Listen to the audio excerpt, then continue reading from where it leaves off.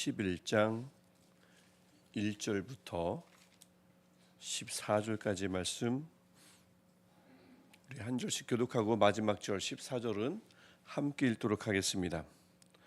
또 내게 지팡이 같은 갈대를 주며 말하기를 일어나서 하나님의 성전과 제단과 그 안에서 경배하는 자들을 측량하되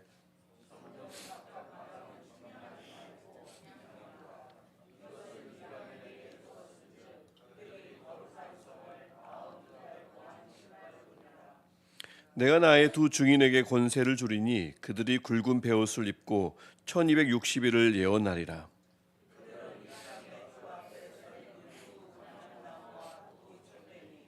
만일 누구든지 그들을 해하고자 하면 그들의 입에서 불이 나와서 그들의 원수를 삼켜 버릴 것이요 누구든지 그들을 해하고자 하면 반드시 그와 같이 죽임을 당하리라.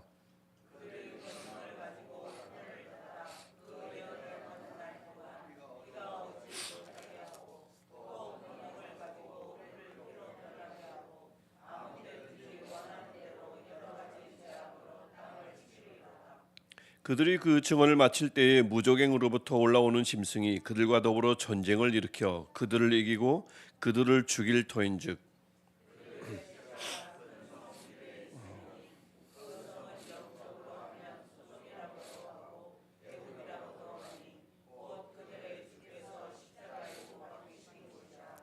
백성들과 족속과 방언과 나라 중에서 사람들이 그 시체를 사흘 반 동안을 보며 무덤에 장사하지 못하게 하리로다.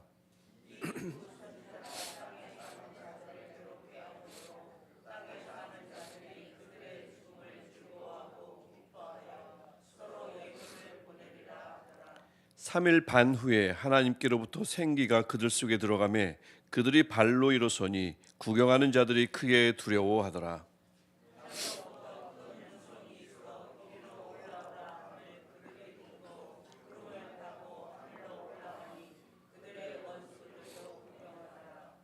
그때 큰 지진이 나서 성 10분의 1이 무너지고 지진에 죽은 사람이 7천이라.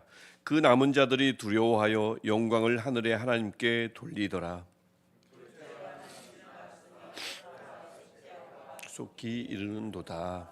아멘. 오늘 말씀을 통해서도 보시겠지만 마지막 절 14절이 말씀하듯이 하나님은 아직 일곱 번째 나팔, 즉 세 번째 화를 아직 불게 하시기 전입니다. 그것을 일으키기 전입니다. 그래서 재앙을 예비하시면서도 교회를 향한 그분의 계획을 또 다른 놀라운 환상을 통해서 요한에게 또한 교회에게 보여주시고 있는 장이 11장 내용입니다. 그 첫 번째 환상이 성전 측량하는 모습이죠. 1절부터 2절에 나오는 모습입니다. 1절을 보면 성전과 제단과 그 안에서 경배하는 자들을 그들만 측량하라고 명하십니다. 측량한다는 것은 보호를 목적으로 합니다. 무관심하면 측량하지 않죠.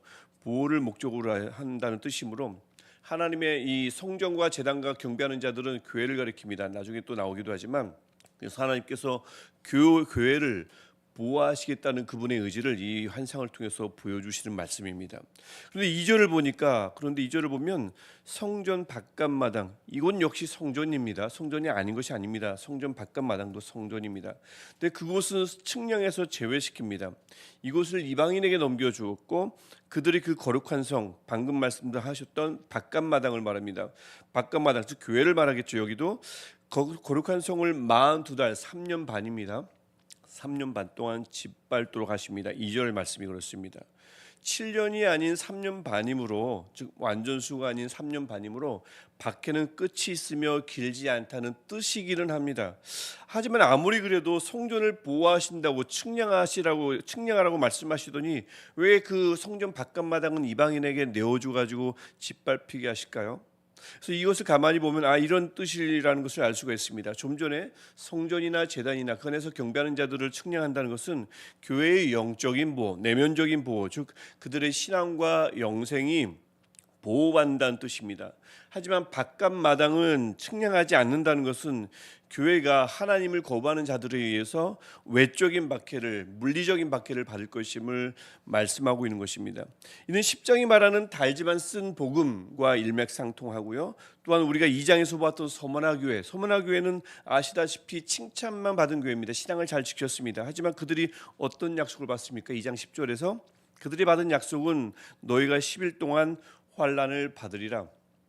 칭찬만 받은, 아무것도 잘못한 것이 없는 너무나 잘 신앙을 지켜온 교회지만 그들이 받은 약속은 고난입니다. 환난입니다. 하지만 10일이 있죠. 12일이 아니라 10일이긴 했습니다만 고난을 받습니다.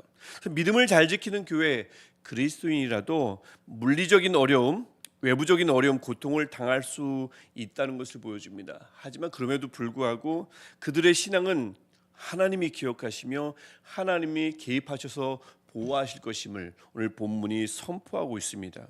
그리고 그 고난은 반드시 3년 반입니다. 7년이 아닙니다. 3년 반입니다. 잠깐이며 반드시 끝이 있음을 말씀하고 있습니다. 이 사실을 두 증인 환상을 통해서 더 구체적으로 보여주시는 것이 3절부터 14절의 말씀입니다. 위 고난의 기간 동안, 즉 1260이라고 나오는데 3년 반이고요, 42달과 같은 뜻입니다. 그 고난의 기간 동안, 짧은 박해의 기간 동안 교회가 복음을 어떻게 전하게 될 것인가, 그 과정을 미리 보여주는 환상이 두 증인 환상이라 할 수 있겠습니다. 왜 두 증인일까요? 한 증인이 아니고 증인은 둘이나 셋이어야 되죠. 신명기 19장 15절을 따르면 사람의 모든 악에 관하여 또한 모든 죄에 관하여는 한 증인으로만 정할 것이 아니라 몇 명이요? 두 증인의 입으로나 또는 세 증인의 입으로. 그래서 이 유대 사회에서는, 이 성경에서는 증인이거든 2명 이상이어야 합니다. 그래야 그 증인이 말하는 증언이 성립이 됩니다. 그래서 그 증언 조건을 충족시키기 위해서 두 증인을 보여주시는 겁니다. 그래서 3절 보면 두 증인이 권세를 받아요. 권세를 받고는 3년 반의 그 정해진 고난 기간에 예언을 합니다. 즉 복음을, 교회가 복음을 전한다는 뜻입니다. 복음을 전할 때 그냥 복음을 전하지 않습니다. 권세를 받아서 전합니다. 계속해서 나오지만, 그래서 4절을 보면 두 증인이 어떻게 표현이 됩니까? 두 감람나무와 두 촛대라고 말씀하죠. 4절에서 감람나무는 스가랴 4장에 따르면 기름 공급원입니다. 기름 부음이 있음을 암시하는 것이죠. 그래서 이 감람나무를 두 증인에 비유한다는 것은 두 증인이 성령을 받은 교회임을 암시하고요. 특별히 촛대라고 했으니까 촛대는 당연히 1장에 나오듯이 7촛대는 7교회지요. 그래서 촛대는 교회를 가리킵니다. 그래서 결국 이 두 증인은 교회라는 것이 분명합니다. 확실한 복음을 전하는 두 증인. 그래서 확실히 그 증언이 성립되는 두 증인의 예언은 복음을 온전하게 전파하는 교회를 가리킨다고 볼 수 있겠습니다. 근데 그들이 그 5절을 보면 그들 역시 강력한 보호를 받습니다. 5절 그렇죠? 그래서 그들이 받은 권세는 또 무엇입니까? 6절을 보면 비를 내리는 엘리야의 권세를 상기시키고요, 물을 피로 바꿨던 모세의 권세를 상기시킵니다. 굉장히 강력한 권세를 발휘할 것임을 말씀하고 있어요. 권세를 받고 완전한 증언을 하는 교회에게 하나님의 보호하심이, 특별한 보호하심이 있으며 그 위에는 강력한 권능이 있습니다. 그러니까 교회가 복음을 전할 때, 또 삶으로 하나님의 계심을 드러낼 때 세상에서 하나님이 얼마나 크게 역사하시는지를 잘 보여주고 있습니다. 하나님은 보호하시기도 하시며 하나님은 권능을 주십니다. 언제요? 두 증인의 증언, 즉 복음을 전할 때 하나님이 그렇게 역사하시는 것을 볼 수가 있습니다. 하지만 그들이 증언을 마칠 무렵 7절을 보시면 무적행으로부터 올라온 짐승, 즉 사탄의 세력입니다. 그에 의해서 죽임을 당하는 장면이 7절부터 9절에 나옵니다. 그리고 그것을 본 악인들이 10절을 보면 막 즐거워하고 자축을 합니다. 선물을 서로 나눠주고 막 그렇습니다.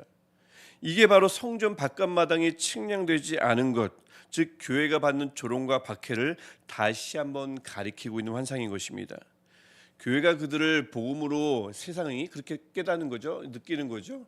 교회가 왜 자꾸 우리를 이렇게 괴롭히는가? 괴롭히는 게 아니라 그들을 살리려고 하는 건데 세상은 괴롭게 한다고, 귀찮게 한다고 생각했기 때문에 교회에 무너짐을 보고 교회의 아픔을 보고 세상은 즐거워한다는 환상입니다. 지금도 그렇죠. 그래서 하지만 그 박해와 조롱 역시 3일 반, 11절을 보십시오. 3일 반입니다. 7일 아니죠. 또 3일 반입니다. 다 의도적인 겁니다. 제가 저번에도 말씀드렸듯이 요한계시록에서의 숫자는 굉장히 중요합니다.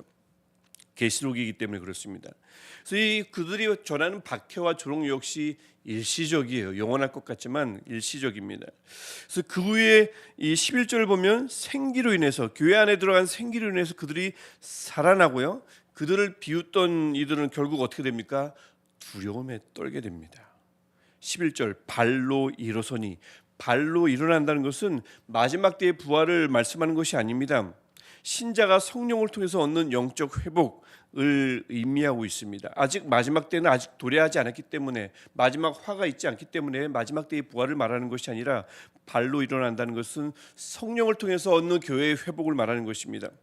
복음을 전하며 신앙생활을 이어가는 교회 그리스도인은 조롱과 박해를 겪지만 같은 겁니다. 첫 번째 성전 측량 환상과 똑같은 의미인 것입니다. 조롱과 박해를 겪습니다. 그들은 하지만 반드시 지체되지 않고 성령에 의해서 회복될 것임을 다시 한번 보여주는 환상인 것입니다. 어떻게 회복돼요? 저절로 회복됩니까? 하나님이 그렇게 하신다고요. 그랬더니 11절 그들이 크게 두려워한다고 좀 전에도 말씀드렸습니다. 기억나십니까? 5번째, 6번째 나팔 재앙은 엄청난 재앙이었습니다. 3분의 1 재앙이었습니다. 하지만 그들이 그럼에도 불구하고 9장 20절과 21절에서 회개하지 아니하였다라고 증언하고 있는데, 이들의 이 교회가 증언을 하고 회복되는 것을 보자 그들의 마음이 움직이는 것을 알 수가 있습니다. 그들이 드디어 두려워하기 시작합니다. 그리고 아니나 다를까 12절과 13절을 보십시오. 12절을 보면 이리로 올라오라 해서 구름을 타고 하늘로 올라갑니다. 이리로 올라오라라는 말씀은 4장 1절에서 요한에게 마땅히 일어날 일을 보여주시고자 했을 때도 했던 똑같은 말씀입니다. 이리로 올라오라 해서 마땅히 일어날 일을 보여주실 때 하신 말씀이죠. 그래서 두 증인을 불러서 올리셔가지고 그들이 반드시 봐야 할 것을 그들을 올리신 다음에 보여주신 것입니다. 무언가를 피하게 하려고 올리는 것이 아니라 4장 1절처럼 두 증인으로 하여금, 교회로 하여금 반드시 보아야 할 것을 보라고 하시기 위해서 말씀하신 거죠. 그래서 무엇을 보아야 될까요? 교회가 그들이 복음의 쓴맛을 이겨내며 뿌린 신앙의 복음의 결과를 보라는 것입니다. 마땅히 일어날 일, 바로 이것을 보라는 것이죠. 어떤 결과일까요? 보니까 13절을 보면 교회를 조롱하고 박해한 이들이 벌을 받습니다.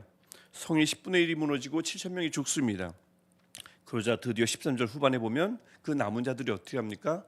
두려워하고 드디어 영광을 하늘의 하나님께 돌리더라. 이거는 다시 한번 말씀드리지만 마지막 때를 말하는 게 아닙니다. 아직 7번째 나팔이 울리지도 않았고요. 정말 이게 마지막 재앙이라면 말이죠. 마지막 재앙이 끝나고 나면 이 말씀은 하나님은 회개를 관찰하지 않습니다. 영광을 돌리는 것은 아무 소용이 없어요. 그때는 오직 심판뿐입니다. 그래서 마지막 심판, 마지막 재앙이 무서운 거죠. 기회가 없습니다. 회개하더라, 영광을 돌리더라, 하나님은 관심이 없어요. 마지막 재앙이 오면 그것은 아무것도 아닌 것입니다. 근데 마지막 재앙이 아니므로 말씀은 관찰을 합니다. 하나님은 주시하십니다. 영광을 하늘의 하나님께 돌리더라라고 말씀하는 것이죠. 그들이 드디어 하나님께 영광을 돌립니다. 이것은 열방의 회복과 회개, 돌이키는 것, 하나님께 영광을 돌리는 것, 이것을 위해서 두 증인의 증언이 얼마나 중요한지를 알리는 말씀입니다.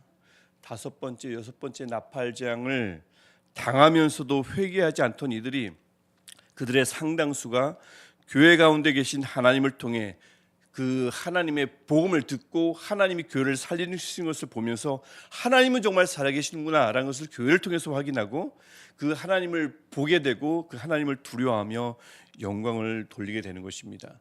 단순히 재앙으로는 안 되는데 교회가 복음을 전하다 고난을 당하고 다시 회복되는 것을 볼 때 그들이 그 교회를 통해서 그 배후에 계신 하나님을 확인한다는 것입니다. 그리고 아무리 강박한 이들이라도 회개하지 않던 이들이 결국은 돌아올 것임을 오늘 말씀은 선포하고 있는 것입니다. 이 11장 그래서 오늘 본문은 이렇게 말씀하는 것입니다. 교회는 측량되기도 하지만 측량되지 않기도 합니다.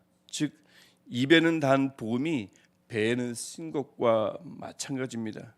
칭찬만 받았던 소문화 교회지만 고난을 감내했던 것과 마찬가지죠. 강력한 보호 속에서 주어진 권세를 가지고 복음을 전하던 두 증인이 박해를 받는 것과 마찬가지입니다. 고통이 있고요, 거부 반응이 따르고요, 고난이 따릅니다.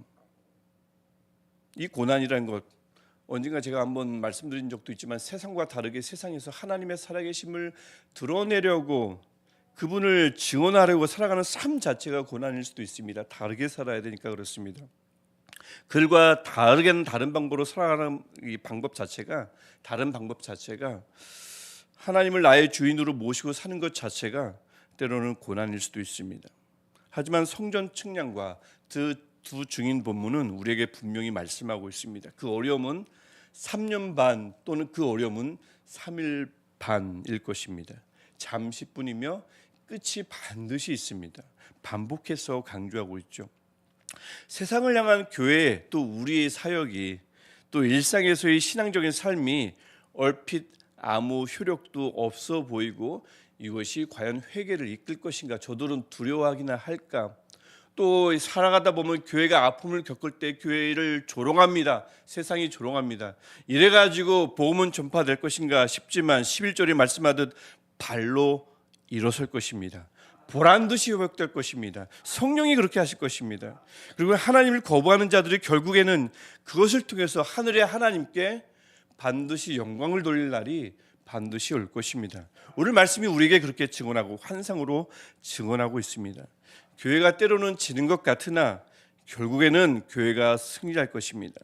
물론 이 모든 일을 이루는 것은 하나님이십니다. 교회를 보호하시며 교회를 살리시고 회복시켜 주셔서 결국에는 열방이 돌아오도록 하는, 결국에는 열방이 하나님께 영광을 돌리게 하는 그 하나님의 신실하심과 하나님의 위대한 권능 때문에 이 모든 일이 일어날 것입니다. 바라기는 오늘도 우리가 그렇게 측량되기도 하지만 측량되지 않는 성전으로 살아가시기를, 또 두 증인으로 살아가시를 주님의 이름으로 축복합니다. 때로는 고난이 있을 수 있고 때로는 소문화 교회 같은 삶을 살 수 있지만 반드시 하나님은 우리를 회복시켜 주실 것이며 아무것도 아닌 우리를 통해서, 아무것도 아닌 우리 교회를 통해서 하나님의 놀라운 권능을, 하나님의 신실하심을, 하나님의 강한 그 큰 힘을 세상에 드러내실 줄 믿습니다.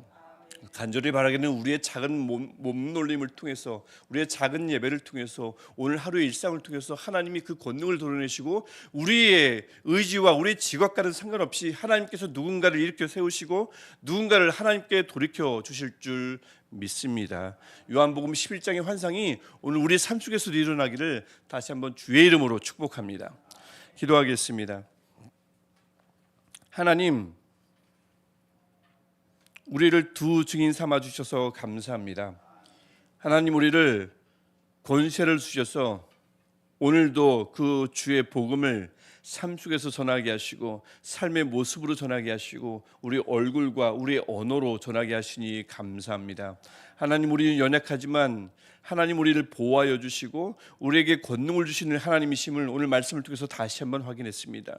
오늘도 하나님의 보호하심에 따라 살아가는 우리가 되게 하시고 아무 힘 없이 살아가는 우리가 아니라 하나님이 주시는 새 힘 가지고 살아가는 오늘이 되게 하셔서 연약한 우리가 아니라 우리 배후에 있는, 우리 안에 계신, 우리를 지키시는 하나님으로 말미암아 승리하는 오늘 하루가 되게 하시고 우리의 삶을 통해 하나님께 영광을 돌리는 이들이 돌아오는 일들이, 그 놀라운 기적이 일어나게 하여 주옵소서. 우리 주변에는 아직 강팍한 사람들이 많습니다. 좀처럼 회개하지 않는 이들이 많지만 5번째와 6번째 재앙을 통해서도 회개하지 않던 이들이 결국 돌아오는 환상을 우리에게 말씀하셨던 것처럼 하나님, 회개할 줄 모르는 이들이 오늘 우리 삶 속에서 돌아오는 것들을 보는 기적이 우리 삶에서 일어나기를 간절히 소원합니다. 하나님, 오늘도 역사하시는 오늘 하루 되게 하옵소서. 예수님의 이름으로 기도합니다. 아멘. 하늘에 계신 우리 아버지, 아버지의 이름을 거룩하게 하시며 아버지의 나라가 오게 하시며 아버지의 뜻이 하늘에서와 같이 땅에서도 이루어지게 하소서. 오늘 우리에게 일용할 양식을 주시고 우리가 우리에게 잘못한 사람을 용서하여 준 것 같이 우리 죄를 용서하여 주시고 우리를 시험에 빠지지 않게 하시고 악에서 구하소서. 나라와 권능과 영광이 영원히 아버지의 것입니다. 아멘. 오늘도 우리를 보호하시며 권세를 주시고 우리를 회복시켜 주시는 하나님께 우리 간절히 기도하시겠습니다. 하나님, 우리를 소중히 삼아 주셔서